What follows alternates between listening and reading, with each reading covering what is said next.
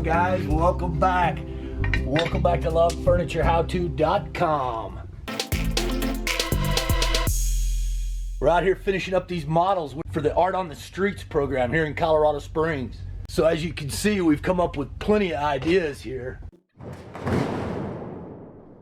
we got to get these things finished, get them out there and get some pictures, the application submitted. So welcome back. So guys, we know these things have been designed to be outdoors, and we want to make them as maintenance free as possible. It's just like anything else. We've got options when it comes to the finish. Of course, we could powder coat the steel, paint the steel, or just let it naturally patina. I think it'll look great to just let it naturally patina. And I think that's what we're going to do in most cases. And just like our outdoor furniture, for the timbers, we'll use the Super Deck brand transparent stain and wood sealer. We've got the natural and the canyon brown. It offers great protection from the elements, and as you can see here on this rocking chair, that stuff looks great.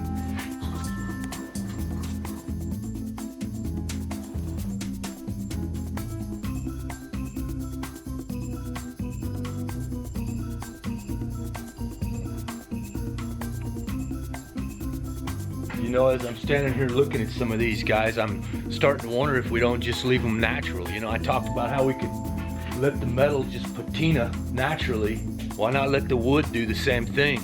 You know, even using the Super Deck though, it's going to require some maintenance. We have to put it on at least once a year.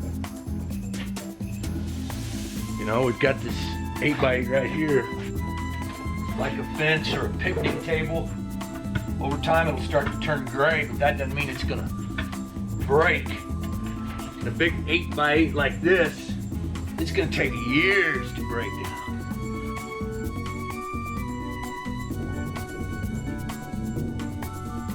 So maybe we just consider leaving them natural, letting them turn gray over the course of the year. Something to consider. But even if we go natural with the full-size versions, we're going to go ahead and put finish on these. They're going to be interior, so we'll probably even go ahead and use the polyacrylic on some of them. I think we'll set up right now and some individual pictures of each one of these things set up right here. I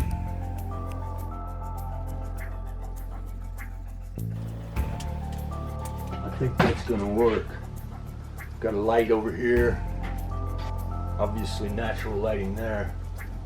Let's just move them in here one at a time. Even though the bases aren't on them, we just need them to get some cool shots. What do you think about that one? Should turn it further.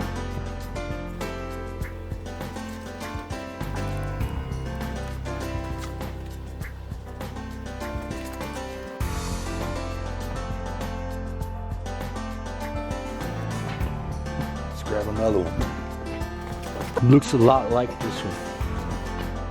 Here.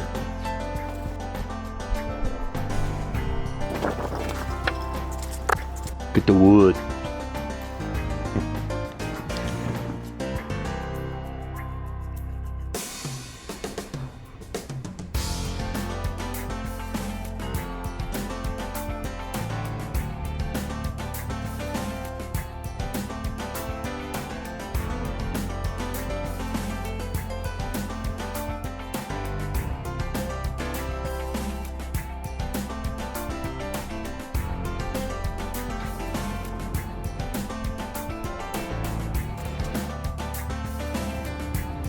May not be my favorite. I like it, somebody may like it. I kind of like it though. It looks kind of Eastern. What do you think?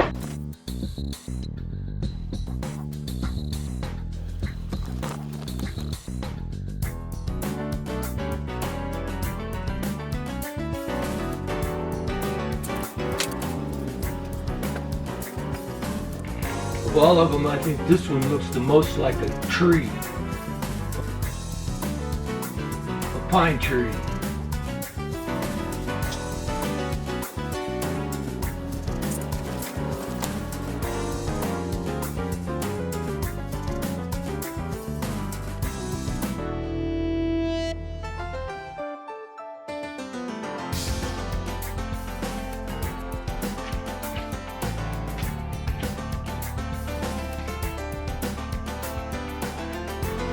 I've got this other one that looks kind of like a tree, but guys, this thing would weigh over 1,000 pounds. 10 feet tall. What we may do though is redesign it with these being smaller gauge rather than the full 8x8s. Make them 6x6s or maybe even 4x4s.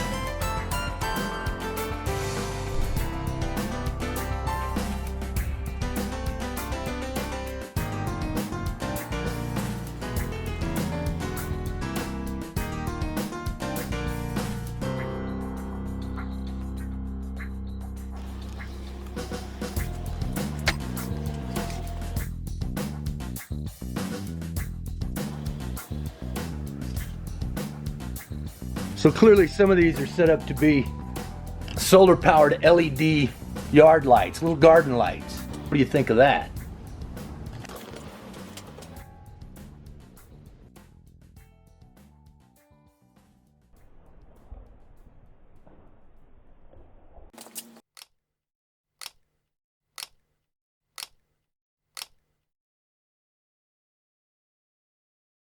Now that we figured out that these quarter scale models are going to work, it's pretty simple to scale it up. You go from 2-inch to 4-inch, 6-inch, all the way up to our 8-inch.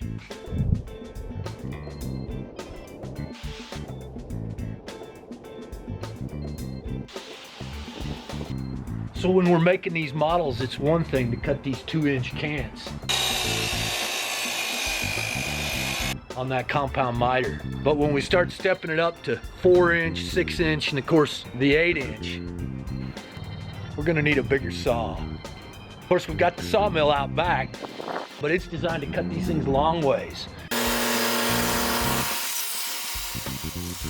Check this out. I love getting new tools. It's like Christmas.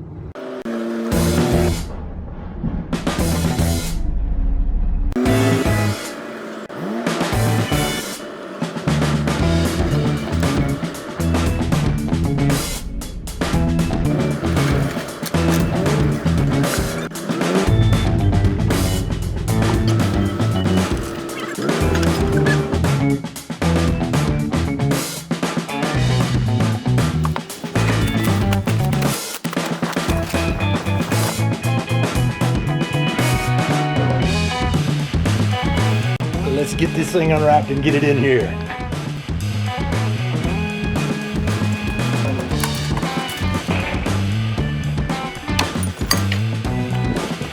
Let's put the wheels on it.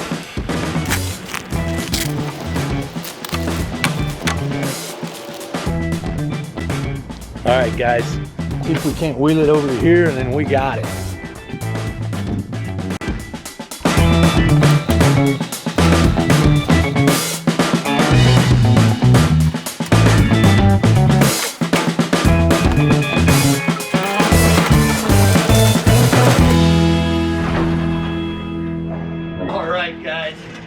So now's when the real fun begins.